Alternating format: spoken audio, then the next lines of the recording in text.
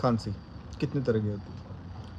कफ और कफ होती है 3 तरह की, ड्राई कफ, वेट कफ और तीसरी जिसमें सांस में भी दिक्कत आती है बलगम की वजह से। सबसे पहली ड्राई कफ। ड्राई कफ में सिरप जाएगा DX, डेक्स्ट्रोमोर्फन के साथ।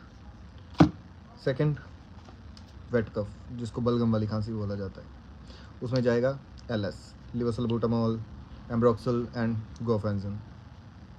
एंड थर्ड वन, जिसमें हम बोलते हैं कि कई बार सुबह सुबह उठते हैं, बलगम जमी होती है और सांस में भी लेने में भी दिक्कत आती है, तो उसमें जाएगा टर्बुटालिन के साथ, जैसे कि ये टर्बुटालिन, ब्रोमैक्सिन।